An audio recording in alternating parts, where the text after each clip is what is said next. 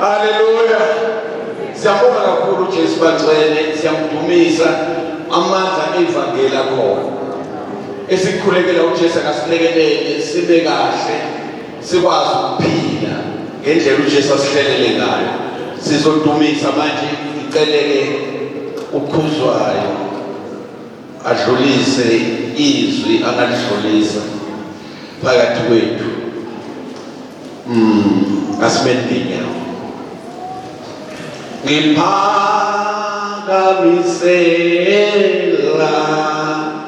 ngiphakamisela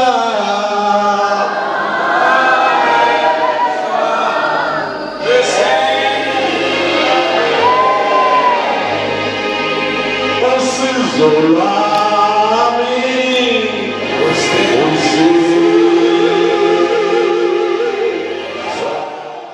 ngiyacela bangcwele sifunde incwadi yamaHebheru chapter 13 siqale verse 10 ngenxa yesikhathi.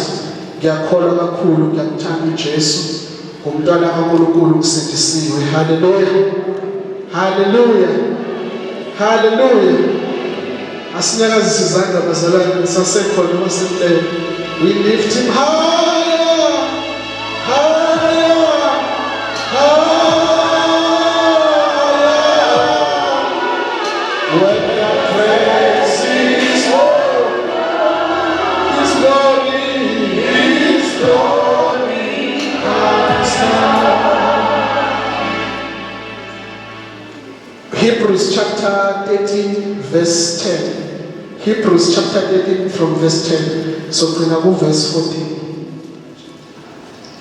Sile altari thina abangenalungelo lokudla kulo abakhonza eTabernacle, ngokuba izidumbu zalezo zilwane ezigazi lazo lingeniswa ngumpristi omkhulu endaweni engcwele ngenxa yezono zishiswa ngaphandle kwekamo. Ngakho-ke naye uJesu ukuze angcwelise abantu ngegazi lakhe wahlupheka ngaphandle kwesango. Masiphumele kuye ngaphandle kwekamo, sithwale ihlazo lakhe, ngokuba lapha asinamuzi omiyo, kepha siyawufuna ozayo. Haleluya, haleluya. Ngiyalalela bazame bakufundiswe. Haleluya. Angithanda abantu abaningi bavamise uku-excitwa ukubona umuntu indlela akhuluma ngayo. Uthola ukuthi abantu ba-excitwa ukuthi ushumayela kanjani. Uthola ukuthi izwi akusiyona into e-exciting. Kanti into ofanele isi-excite yizwi. Lokho omunye suke sesikwenza suke sekukunanela kwethu. Haleluya. Kodwa into enamandla yizwi likaNkulunkulu. Haleluya.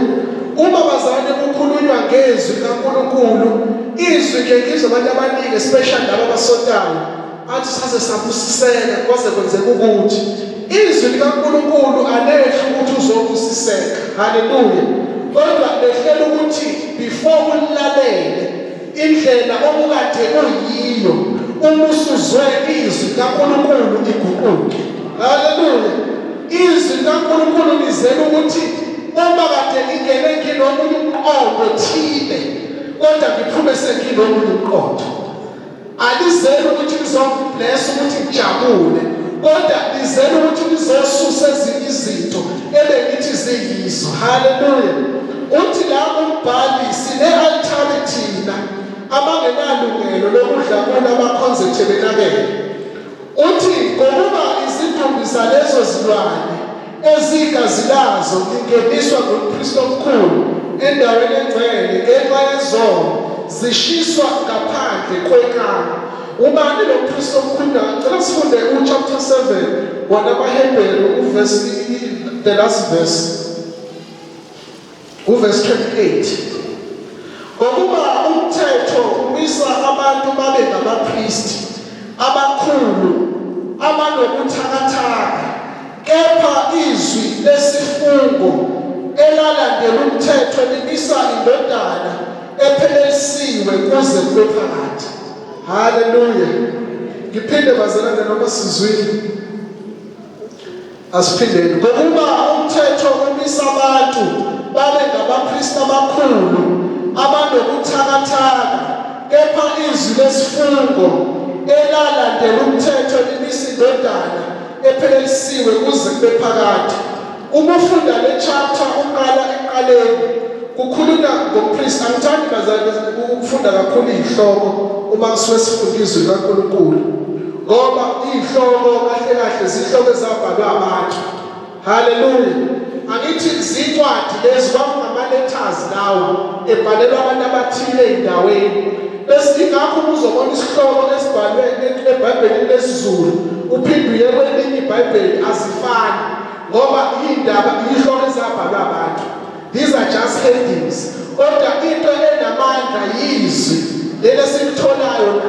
Umuntu ufika funda ezwe kukhulunywa ngekhamu bese bhala isihloko athi ukuphumela ngaphandle kwekhamu.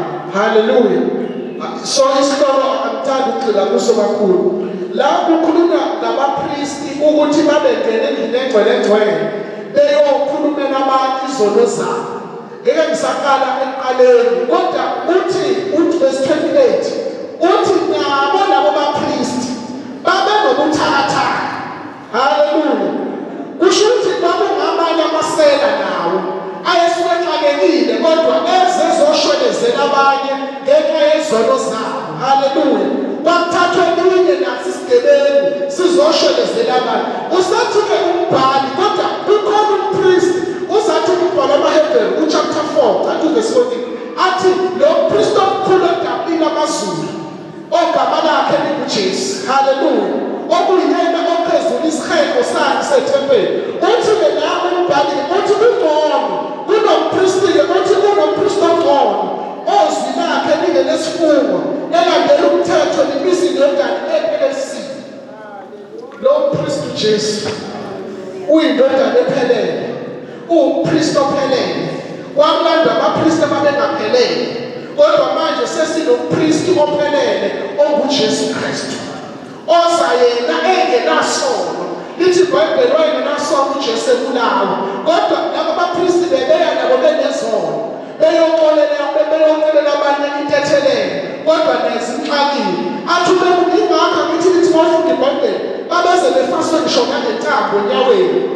Umuzwa ukuthi uma kwenzeka engasakuli nimkhundule nimdonse ngani, ngoba kuyasho ukuthi nayo unenkinga noma engazama umpristi, kodwa nawe ungene endlini engcwele akakufanele. Weza umpristi odabula amazulu ogama lakhe linguJesu, lona ofunuthelela. Haleluya. Lona ofuhlanganisayo. Usathi umbhalo kwi-last chapter uthi sine-altari thina elingafani namanye ama-altari. Uthi amakhonza ethebelakele uthi bengesondele kubi. Inkosi yakhona uJesu. I-altari lethu inkosi yakhona uJesu. Ngiyenzeka ukuthi unelinye i-altari kodwa thina sinelinye. Uthi umeqhubeka uthi-ke asiphumele ngaphandle kwekamu sithole ihlazo likabani lalo mpristi omkhulu odabule amazulu. Angithi masifunde iBhayibheli asifundi sime ngochapter 13. Uchapter 13 ukhuleka kulezi zinto engixoxa ngayo. Umethe uchapter 4 sinompristi omkhulu. Likhuleka iBhayibheli likhuluma ngompristi, likhuleka iBhayibheli likhuluma ngompristi. Ize lizofika la kuchapter 13 isakhuluma ngayo umpristi omkhulu uJesu odabule amazulu, osinike i-altari elingafani namanye. Bathi abanye benama-altari athile, kodwa thina sine-altari abangesondele kude. Haleluya. Nkosi yakhona uJesu uthi asiphumele ngaphandle siyothatha ihlazo likaJesu. Liyini ihlazo likaJesu? Haleluya. Liyini ihlazo likaJesu? Imvimbo kaJesu ngathi, izinto ey'shoyo ngathi. Haleluya. Simile sinompristi omkhulu, kodwa siba nesibindi sokwazi ukuthi siphumela ngaphandle siyothwala ihlazo lakhe. Haleluya. Uthi umbhalo waseRoma chapter 5 verse 8 no 9 uthi uNkulunkulu uyabonakalisa ukusithanda ngokuthi sithe siseyizoni wathumela uJesu kuba sifele. Kusho ukuthi sihamba sifele, sihamba sinalo mpristi. Uzathi beqhubeka verse 9 athi-ke ngaye uJesu sesiphumukile lakhe. sihamba sinesibindi, sine-altari kithi. Uma babebiza abantu nje bezofakaza, kudunyiswa leli altari elingafani namanye ama-altari.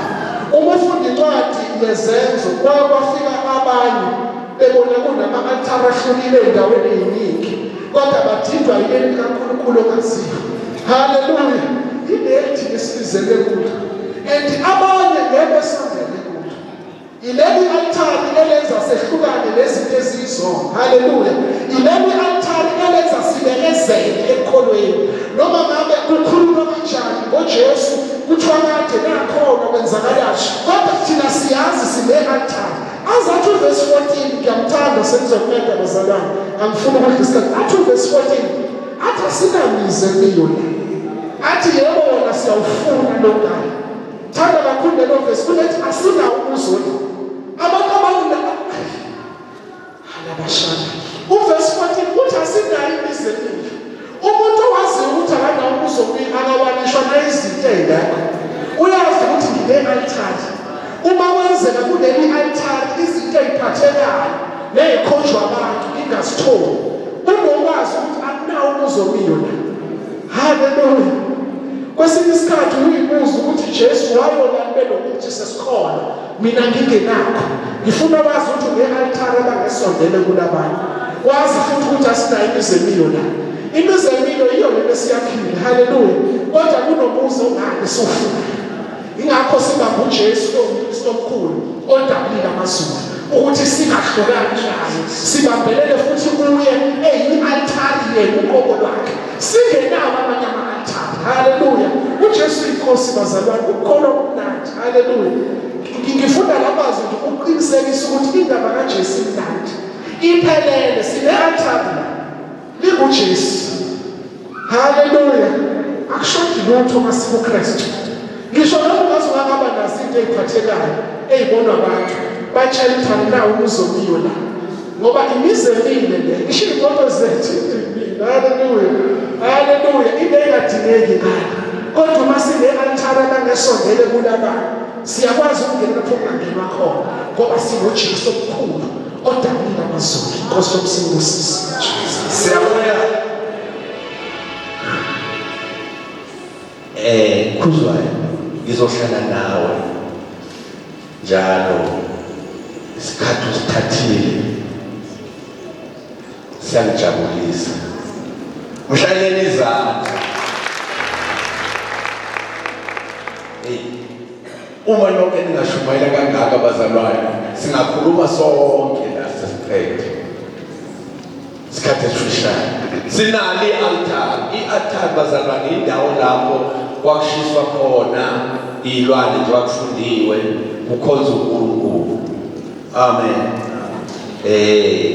So-ke uJesu-ke wayeseba yilo mnikelo ophelele, waba yilona lelo altari okukhulunywa ngalo. Uma ufikile kuyena uJesu, ufike lapho kunomnikelo khona ophelele. Ingakho-ke izwi lenkosi lithi-ke masiphumele ngaphandle kwenkambo, sithwale ihlazo lakhe uJesu, ngoba ube umnikelo ophelele ukuthi kade siyizoni. Ngiyengifakaze njalo la mina ngithi umama wayengizele wengibiza ngodoti, ukuthi ngangudoti ngiyisoni, kwafika i-altari, kwafika umnikelo ophelele. Ngikhona bazalwane. Wazongena kulelo altari lelo, wangena uJesu ngomzimba wakhe, wangenela mina.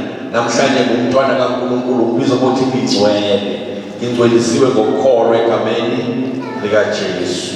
Siyambonga kakhulu uNkulunkulu bazalwane. Ngicela nje ukuthi ngidlulise lokhu nje okufishane. Izolo kade sithandaza la bakukhothile abazalwane lokuthi ngafuna umuntu ozoma esikhaleni phakathi kwami nezwe, ukuba izwe lingabhujiswa, bese lithi kepha angimtholanga. Ngicela nivule Ezekiel 22 verse 30. Ngafuna umuntu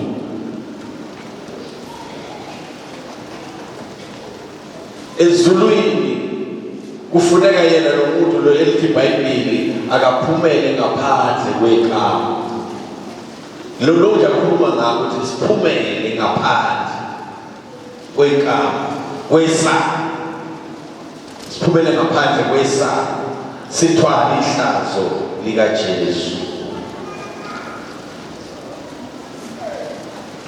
Mbonga nabaphethe malelo. Ngifundele verse 30, 22. Ezekiel 22 verse 30. Hezekiah chapter number 22 verse number 30. Yafuna kubo umuntu wokubiya uthando. Ngafuna kubo umuntu wokubiya uthando. Njengoba sithetha siphumele ngaphandle, sithwala ihlazo likaJesu. uJesu ufuna lo muntu ozovuma ukuthwala ihlazo lakhe. Ngafuna kubo umuntu yebo wokubiya uthando. Imali bazalwane, uma kubiwa kusekwenzela ukuthi abantu abangaphakathi babe safe, baphephe, bangathinteki, kuba abantu abavikelekile. Njengoba kade sine eFosloras, ngibonile ukuthi babiye kahle abazalwane balaphaya mkhulu. Nibonile nonke ngoba bebekhona babonile kubiywe kahle, ukuvikelekile. Kwenzekile-ke silapho ngawumgqibelo kufika umfundisi wakhona eGoli. Yena imoto yakhe wayeseyisithelisa ngemuva kwezindlu, yangangena la kunothango khona, la kubiyeleke khona. Two, yangama nala kukhona ama-security, yaba ngaphandle. Wayesengena-ke cishe ngo-12 kwakhonzwa. Uma sekunikelwa ngabo-3 uyaphuma uya emotweni, kusho ukuthi umnikelo mhlawumbe ushiye emotweni, uyafika lapha ayisekho imoto. Uza kimi uphethe ukhiye, uthi bakumadlala naku ukhiye uphethe, kodwa imoto ayisekho. Ngeyindlela ibikhona yona imoto, kodwa yangangena la ibileke la kunothango khona. Uthi-ke bese xoxa kimi, kuyatholakala ukuthi kuphi inaloku nithi lokhu track, ukuthi i-tracker iyasho ukuthi kuphi. Bayafika lapho akakashayi u5 ntambama seyiyigobongo, ayisenalutho. Ngisho ukuthi njengoba kukhona nokuthi asiphumele bona ngaphandle kwekama, sithwala ihlazo. Kushuthi silolu hlobo lwabantu uNkulunkulu afisa thina sibiye uthando. Kezwakala ukuthi abantu abanye amadimoni angafiki phezu kwabo. Zonke izinto zobumnyama babiyeleke kuzo ngenxa yethu esivuma ukuthwala ihlazo likaJesu. Iphela kanjalo indaba yomfundisi, ngenhlanhla imoto ibe-inshort, khaviwe, kushuthi umshwalense usiyobona ukuthi ubenze njani. Kodwa cabanga nje lawo ma-hour from 1 to 3 imoto seyiyigobongo. Kuyavuka esashumayela la undodana ekhuluma ngale ndaba yokuthi asiphumele ngaphandle kwesaba, ukuthi abantu la ngaphandle badinga umuntu ozovuma ukuthwala ihlazo likaJesu. Namhlanje ngibuke ukuthi abantu abaningi bathi siyabonga ukuthi ubaba uMadlala wavuma, ubaba uMadlala siyabonga ukuthi avuma ukuyidela, avuma ukwelusa inkomo emizini yabantu, avuma ukuthi ngakhetha lento eshunyayelayo ukuthi ngithwale ihlazo likaJesu. Kodwa umgomo ukuthi kube khona abantu abasizakalayo. Nani njengoba uJesu ethithile wanibiza wanilumula ebeleni lobumnyama, kufanele kube nabantu abasizakala ngempilo yakho. Ungesabi ukuthukwa ngenxa kaJesu, ungasabi ukudunyazwa ngenxa kaJesu, kodwa isiqiniseko sokuthi abantu abanye bayaphepha, bayavikeleka ngoba wena unegama likaJesu. Haleluya. Ngafuna umuntu okubiya, funda lapho ngoba ngafuna umuntu wokubiya uthando.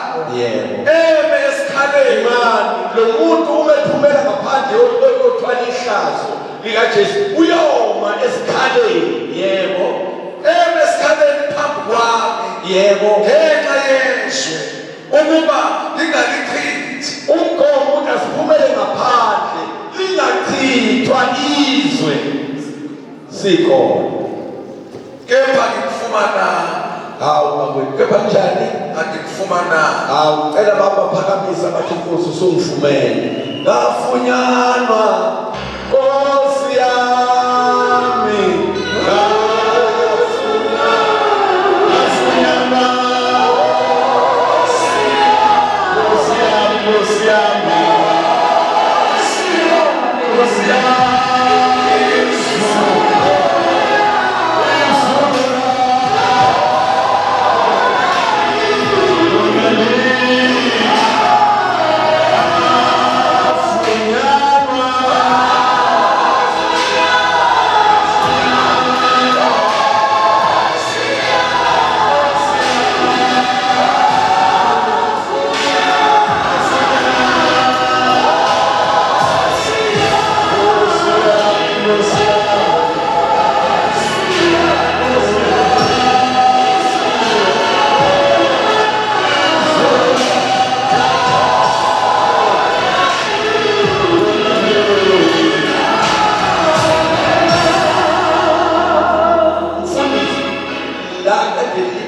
iBhayibheli sifuna omunye umuzi lithini? Asinawo umuzi onjani? Kodwa siyawufuna uzalo. Siyawufuna uzalo. Siyawufuna uzalo. Siyawufuna onjani? Ungageji. Enza isiqiniseko sokuthi lo zayo uyawufuna futhi uyawufunisisa. Phinda ngoma. Ngafuna kuba umuntu obiya uthando esikhaleni phambi kwami ngenxa yezwe ukuba ngingalichithi. Lapho ungasaqhubeka ukuba ngeze njani Ngingalichithi.